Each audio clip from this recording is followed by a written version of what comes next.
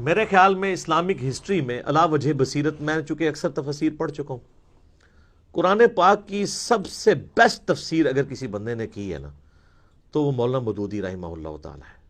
تفہیم القرآن، تفہیم القرآن کا صرف آپ مقدمہ ہی پڑھ لینا تو آپ کو اس کے اندر جو بجلی بھری ہوئی ہے وہ سمجھ آ جائے گی۔ ڈاکٹر اسرار صاحب کی زندگی کیوں بدلی ہے؟ تفہیم القرآن کی وجہ سے۔ پوری دنیا میں اس وقت قرآن کے اوپر جتنی آوازیں اٹھی ہیں نا، سب کو اگر آپ ڈیپ ڈگ کریں گے نا تو پیچھے مودودی صاحب نکلیں گے۔ ڈاکٹر فرحت ہاشمی، ون وومن آرمی، ان کے والد صاحب سرگودا میں جماعت اسلامی کے امیر تھے۔ ڈاکٹر فرحت ہاشمی بھی مولانا مودودی کا فیض ہیں۔ ڈاکٹر اسرار صاحب تو ان کے ڈائریکٹ شاگرد ہیں۔ ڈاکٹر اسرار صاحب نے بیان القرآن میں سورہ یوسف کی ریکارڈنگ کے دوران یہ بات خود سنائی، ویڈیو میں ریکارڈڈ ہے۔ وہ کہتے ہیں کہ جب پارٹیشن ہوئی تو پنجاب میں، جو مشرقی پنجاب ہے جو اس وقت انڈیا میں، محسور ایک علاقہ تھا، اس علاقے کا نام بھی محسور تھا، اور کہتے ہیں اس میں ہم محسور بھی ہو گئے، اور میں میٹرک کا اسٹوڈنٹ تھا۔ تو کہتے ہیں ہم مورچے بنا کے مسلمانوں کی حفاظت کے لیے بیٹھے ہوتے تھے، پورا دن کرنے کو کوئی کام نہیں ہوتا تھا۔ تو ان دنوں مولانا مودودی رحمہ اللہ کی جو تفسیر ہے تفہیم القرآن، یہ ان کا جو رسالہ نکلتا تھا ترجمان القرآن، اسی کے نام پہ انہوں نے پبلیکیشن بھی بنائی ہوئی ہے، ترجمان القرآن کے نام سے۔ تو اس میں مودودی صاحب کی تفسیر چھپ رہی تھی۔ تو ان دنوں سورہ یوسف کے اوپر مودودی صاحب لکھ رہے تھے۔ تو کہتے ہیں میرا بڑا بھائی جو ہے وہ جماعت اسلامی میں تھا، میں میٹرک میں تھا، میں نے عربی رکھی ہوئی تھی، عربی مجھے بھی آتی تھی، فارسی بھی تھوڑی بہت آتی تھی۔ تو میں نے ترجمان القرآن سے سورہ یوسف کی مودودی صاحب کی تفسیر جب پڑھنی شروع کی تو میرا دل قرآن کی طرف مائل ہوا۔ تو پھر میں نے ارادہ کیا کہ میں نے قرآن کا علم حاصل کرنا ہے۔ ویسے کنگ ایڈورڈ سے وہ میڈیکل ڈاکٹر بھی بن کے فارغ ہوئے، لیکن پیرلل میں انہوں نے مودودی صاحب سے اور امین احسن اصلاحی صاحب سے قرآن کی تعلیم بھی حاصل کی۔ تو وہ کہتے ہیں سورہ یوسف کی تفسیر نے میری زندگی بدل دی۔ مولانا مودودی نے سورہ یوسف کی جو تفسیر کیا، آپ سارے پرانے بزرگوں کی تفسیریں اٹھا کے دیکھ لیں، اینڈ پہ آپ مودودی صاحب کی تفسیر پڑھیں تو آپ کو اتنا فرق نظر آئے گا جتنا ایک پرائمری پاس اور پی ایچ ڈی میں نظر آتا ہے۔ کیوں؟ سورہ یوسف میں حضرت یوسف علیہ السلام کا جو واقعہ بیان ہوا ہے نا، اس کا ایک ورژن تورات کے اندر بھی موجود ہے۔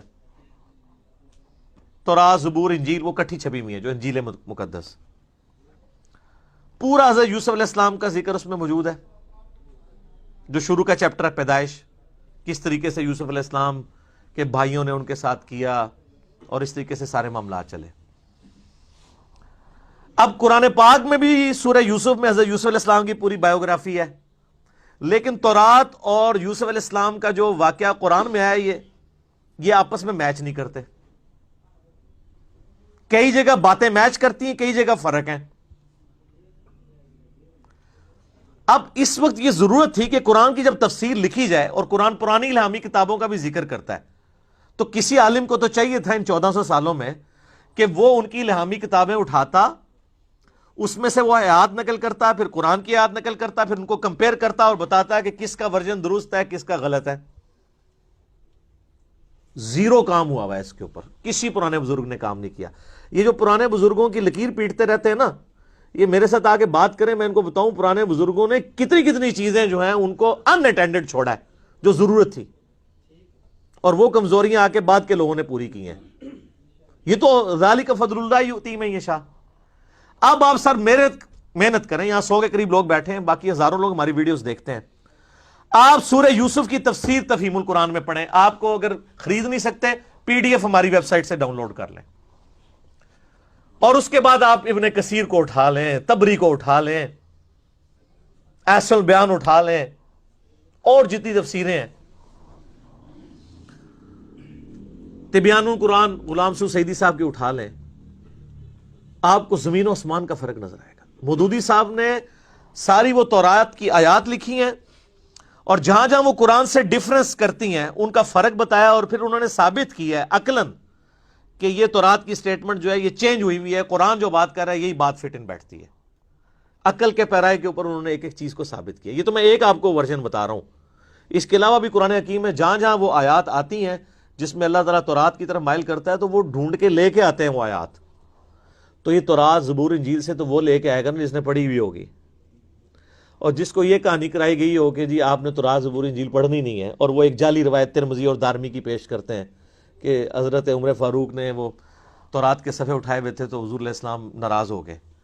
یہ تو ان اصول محدثین پہ روایت ہی ضعیف ہے، یہ قرآن کے بھی خلاف ہے. قرآن تو کہتا ہے ایتونی بکتاب من قبل ھذا او اثارۃ من علم ان کنتم صادقین. بال مودودی صاحب نے یہ محنت کی ہے، اور آج آپ پڑھیں تو آپ کا دل خوش ہوتا ہے. قرآن کی حقانیت جس طریقے سے انہوں نے کھول کے، ابھی میں ان سائنٹیفک فیکٹس کے حوالے سے جو ان کی ڈسکشن ہے، پھر قرآن کی جو انقلابی دعوت ہے، جو غیر مسلموں کے اسلام کے اوپر اعتراضات ہیں، اس کا آپ کو زیرو آنسر ملے گا ابن کثیر میں، ابن جریر میں اور باقیوں میں.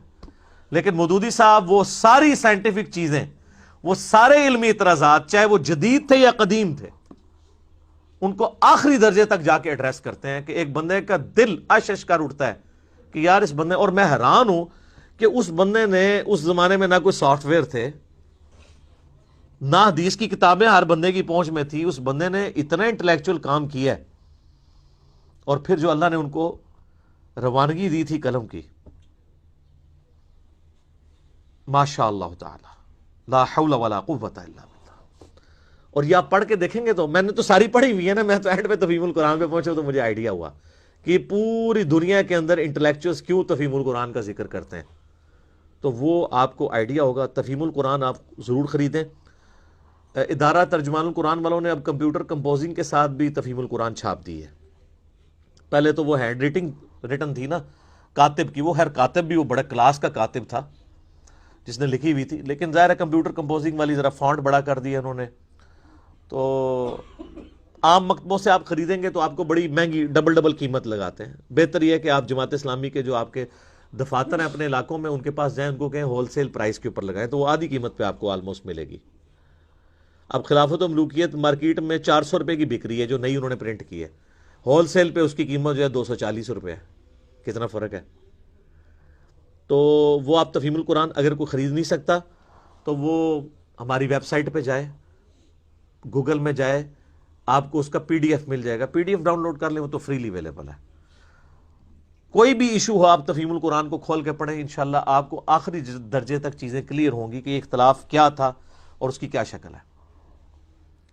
ایون اہل تشیع کی کتابوں کے ریفرنسز بھی تھے نا جو، وہ بھی مولانا مودودی نے جمع کیے ہیں. یعنی سیدنا عمر کا دفاع کرنا پڑا سورہ نور کی آیت نمبر 55 میں خلافت کے حوالے سے کہ اللہ تعالیٰ جو وہ اہل ایمان کو زمین میں خلافت دے گا. تو نہج البلاغہ سے مولا علی کا خطبہ انہوں نے نقل کیا ہے. جو جنگ قادسیہ میں حضرت عمر جا رہے تھے تو مولا علی نے ان کو روکا تھا اور کہا تھا کہ اللہ تعالیٰ نے آپ کو مسلمانوں کا مرکز بنایا، اگر آپ شہید ہو گئے تو پیچھے ہمارا شرازہ بکھر جائے گا. اب یہ نہج البلاغہ میں خطبہ لکھا ہوا تھا شیعہ کی کتاب میں، کسی کو نظر نہیں آیا. حافظ ابن کثیر کو نظر نہیں آئی نہج البلاغہ، لیکن اب جب شیعہ کے سامنے آتا ہے تو اب شیعہ کے لیے وہ خطبہ پڑھ کے خلفائے راشدین کی شان کو سمجھنا آسان ہے بنسبت ہماری کتابوں کے ریفرنسز کے. تو مودودی صاحب نے وہ نقل کیا. میں یعنی تفہیم القرآن کی اگر آپ کو انالیسس کروں تو مجھے یہاں پہ کم از کم 30-40 گھنٹے چاہیے شروع سے لے کے اینڈ تک، کہ اللہ تعالیٰ نے اس بندے سے کتنا بڑا کام لیا. تو تفہیم القرآن ضرور آپ لوگ خریدیں، کیونکہ لوگ پوچھتے ہیں مجھے کون سی تفسیر پڑھیں. میں کہتا ہوں ساری پڑھیں، اس کے بعد اینڈ پہ تفہیم القرآن بھی پڑھیں، تو آپ کو انشاءاللہ فرق نظر آئے گا کہ انہوں نے کتنا بڑا کام کیا ہے.